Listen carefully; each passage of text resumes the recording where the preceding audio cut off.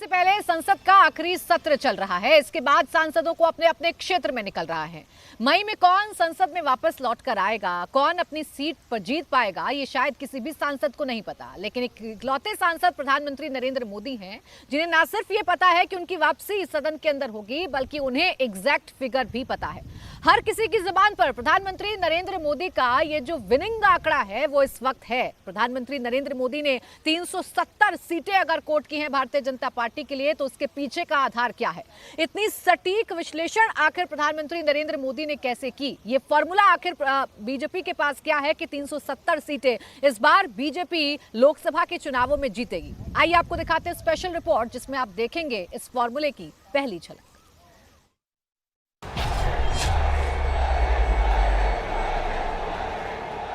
तीन 370 सीट अकेले बीजेपी को।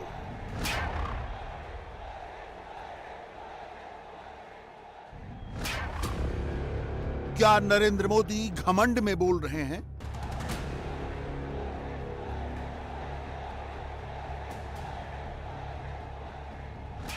तीन 370 सीट मोदी का एरोगेंस या कॉन्फिडेंस? घमंड में बोल दिया। 370 मोदी का घमंड या आने वाला है बहुमत प्रचंड? प्रधानमंत्री मुद्रा से लोन देकर देश के प्रधानमंत्री ने रोजगार देने का काम किया। 370 सीटों तक कभी इंदिरा गांधी भी नहीं पहुंच पाई। इंदिरा ने लोकसभा में मैक्सिमम 352 सीटें हासिल की थीं, जो उनको 1971 में मिली थी। राजीव गांधी ने 1984 में 414 सीटें जीती जरूर, लेकिन वो कहानी अलग थी। 84 के चुनाव में राजीव सहानुभूति लहर में जीते थे। राजीव गांधी के अलावा उनके नाना जवाहरलाल नेहरू ही लोकसभा की 371 सीटों तक पहुंचे थे। वो 1957 का चुनाव था, जिसमें नेहरू के सामने कोई विपक्ष ही नहीं था।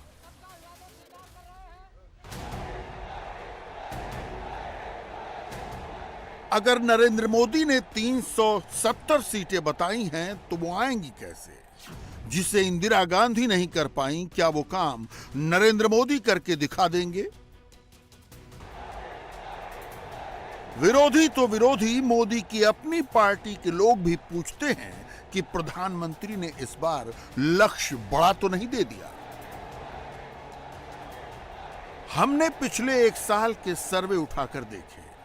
किसी भी सर्वे में मोदी की पार्टी या गठबंधन को 335 सीटों से अधिक मिलने की भविष्यवाणी नहीं की गई। इंडिया टीवी के सर्वे में एनडीए को 318 सीट और बीजेपी को 290 सीट मिलने का अनुमान लगाया गया। सर्वे नंबर 2 में एनडीए को 323 सीट और बीजेपी को 296 सीट मिलने की भविष्यवाणी की गई। सर्वे नंबर 3 के मुताबिक नरेंद्र मोदी का अलायंस 285 से 335 सीट जीतकर वापसी कर रहा है, जिसमें बीजेपी की अपनी करीब 290 सीटें हो सकती हैं। ये तो सारे सर्वे कहते हैं नरेंद्र मोदी 300 से ज्यादा सीटों के साथ हैट्रिक लगाने जा रहे हैं। सारे सर्वे ये भी कहते हैं कि नरेंद्र मोदी की पार्टी अपने दम पर बहुमत पाएगी, लेकिन बीजेपी को 370 सीट जीतने की भविष्यवाणी अब तक किसी सर्वे में नहीं की गई। तो फिर मोदी ने क्या कैलकुलेशन लगाया? मैं आमतौर पर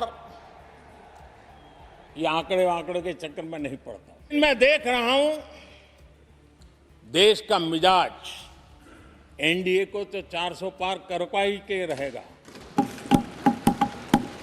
लेकिन भारतीय जनता पार्टी को 370 सीट अवश्य देगा। कब तक टुकड़ों में सोचते रहोगे? सीमा करो। पार्लियामेंट में मोदी ने 370 का नंबर यूं ही नहीं बोला, बल्कि इस पर पूरा जोर दिया। 370 सीट अवश्य देगा।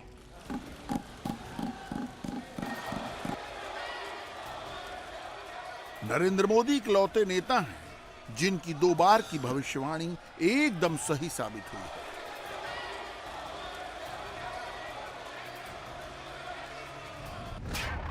– 2014 में नरेंद्र मोदी ने 272 पार का नारा लगाया था। उस चुनाव में बीजेपी को 282 सीटें आ गईं। 2019 में मोदी ने बीजेपी के लिए 300 पार और एनडीए के लिए 350 पार का नारा लगाया था। 19 के चुनाव में बीजेपी को 303 सीटें आ गईं और एनडीए को 353 सीटें मिली।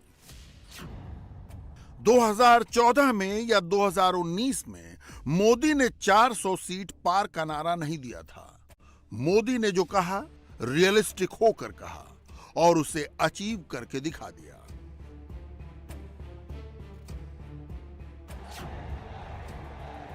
ज्यादा पुरानी बात नहीं है, याद कीजिए राजस्थान चुनाव में भी नरेंद्र मोदी ने एक भविष्यवाणी की थी, वो हूबहू सही साबित हुई। 22 नवंबर 2023 को डूंगरपुर में मोदी ने जो कहा था वो हम आपको दिखा रहे हैं। पूरे राजस्थान के लोग लिख करके रखे, इस बार तो नहीं, अब राजस्थान में कभी भी अशोक गहलोत की सरकार नहीं बनेगी। नंबर राहुल गांधी भी जोड़ते हैं, भविष्यवाणी राहुल भी करते हैं, लेकिन वो अक्सर गलत ही होते हैं। याद कीजिए 5 राज्यों के चुनाव से पहले राहुल गांधी ने भी एक भविष्यवाणी की थी। एमपी जीतेंगे, छत्तीसगढ़ जीतेंगे और राजस्थान भी जीत सकते हैं। We are probably winning Telangana. Right. We are certainly winning Madhya Pradesh. We are certainly winning Chhattisgarh. Okay. Rajasthan, we are very close and we think we'll be able to win. Modi क्यों जीतते हैं, राहुल क्यों हारते हैं, यह समझना कोई rocket science नहीं है। नरेंद्र मोदी ने सुबह से शाम तक पूरा दिन गोवा में लगाया। गोवा की 2 सीटों में से एक सीट पर बीजेपी का कब्जा है। दूसरी सीट हासिल करने के लिए पूरा एक दिन। राहुल गांधी या विपक्ष का कोई भी नेता इतनी मेहनत नहीं करता। तेज गति से आगे बढ़ रही है। गोवा वो राज्य है जहां के 100% घरों में नल से जल पहुंच रहा है। गोवा वो राज्य है जहां 100% घरों में बिजली कनेक्शन है। गोवा वो राज्य है जहां घरेलू एलपीजी की कवरेज 100% हो चुकी है। गोवा वो राज्य है जो पूरी तरह केरोसिन मुक्त है। गोवा पूरी तरह खुले में शौच से मुक्त राज्य बन गया है। सोचिए, मोदी यदि एक सीट के लिए इतनी मेहनत कर रहे हैं तो 370 सीट के लिए वो कितनी मेहनत करेंगे। मोदी जहां 0 पर हैं, वहां मोदी क्या क्या करेंगे। यहां से आगे आपको दिखाते हैं कि मोदी का कैलकुलेटर कैसे चल रहा है। प्रधानमंत्री ने 370 कैसे जोड़ा है। यूपी में लोकसभा की 80 सीटें हैं। 80 में से 80 सीटें बीजेपी को नहीं मिल सकती। अमित शाह कम से कम 2 सीटें अपना दल को देंगे। ओपी राजभर की पार्टी एसबीएसपी और संजय निषाद की निषाद पार्टी को भी एक-एक सीट मिल सकती है। यानी यूपी की 80 सीटों में से बीजेपी मैक्सिमम 76 सीटों पर ही लड़ेगी। क्या उत्तर प्रदेश जैसे राज्य में 100% का स्ट्राइक रेट हो सकता है? हां, हो सकता है। हर सीट पर सपा, बसपा और कांग्रेस के वोट 3 हिस्सों में बंट जाएं तो यूपी में भी मोदी का 100% स्ट्राइक रेट पूरा हो सकता है। शर्तें 3 हैं। हिंदू वोट एकजुट हो, मुस्लिम वोट में फूट हो और जाति वाले वोट में टूट हो, तो 100% स्ट्राइक रेट बिल्कुल हो सकता है। मान लीजिए कि ऐसा हो गया। यह भी मान लीजिए कि मैनपुरी और रायबरेली में भी बीजेपी जीत गई। ये भी मान लीजिए कि रामपुर और आजमगढ़ में भी उपचुनाव का रिजल्ट रिपीट हो गया, तो भी यूपी में बीजेपी 76 सीट तक ही पहुंचेगी। 2014 के चुनाव में बीजेपी ने यूपी में 71 सीटें जीती थी। 2019 के चुनाव में बीजेपी ने यूपी में 62 सीटें जीती थी। 2024 में मोदी अगर 76 सीटें जीत गए तो बीजेपी के खाते में 14 सीटें ऐड होंगी। यहां ये याद रखते हुए चलिए कि उत्तर प्रदेश में बीजेपी का 14 सीटें बढ़ना टोटल अजम्पशन है। मैनपुरी और रायबरेली जैसे गढ़ को जीतने के लिए बीजेपी को नेक्स्ट लेवल वाली स्ट्रेटजी बनाकर चलना होगा। बिहार में लोकसभा की 40 सीटें हैं। 39 सीटें एनडीए ने पिछली बार भी जीती थी। उनमें बीजेपी की 17 सीटें थीं, जेडीयू की 16 और एलजेपी की 6 सीटें थीं।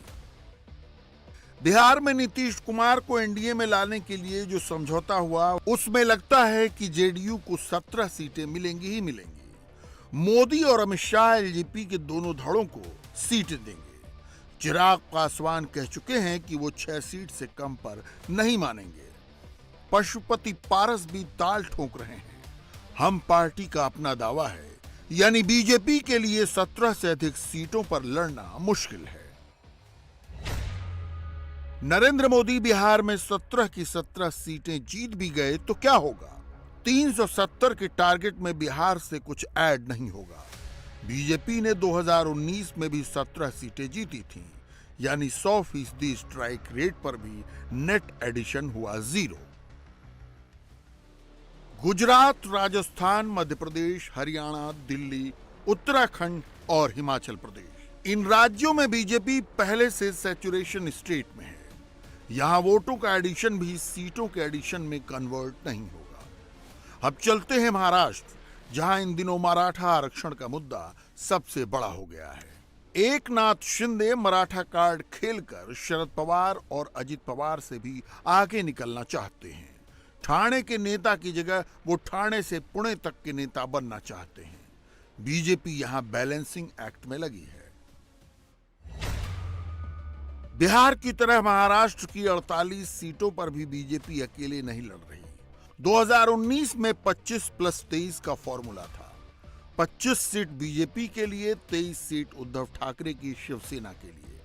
बीजेपी ने 25 में से 23 सीटें जीती थी।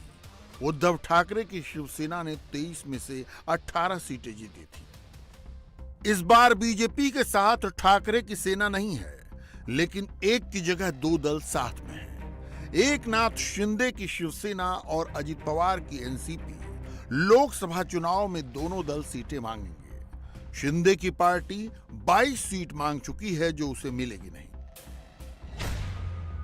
बीजेपी ने अगर एकनाथ शिंदे और अजित पवार दोनों को 9-9 सीटें दे भी दी और बीजेपी खुद इस बार 30 सीटों पर लड़ गई, तो सीटें कितनी बढ़ जाएंगी?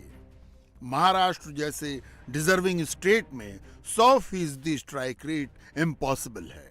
महाराष्ट्र में 23 सीटें ऑलरेडी बीजेपी के पास हैं, यानी नेट एडिशन 4, 5 या 6 सीटों का ही हो सकता है। महाराष्ट्र से दक्षिण की ओर चलें तो बीजेपी के लिए मुश्किलें बढ़ने लगती हैं। कर्नाटक की 28 सीटों में से बीजेपी ऑलरेडी 25 सीटें जीत कर बैठी है। विधानसभा चुनाव में कांग्रेस की परफॉर्मेंस को देखकर अनुमान है कि इस बार कर्नाटक से बीजेपी की सीटें घट जाएंगी। 25 तो इम्पॉसिबल है, यानी नेट एडिशन नेगेटिव होगा।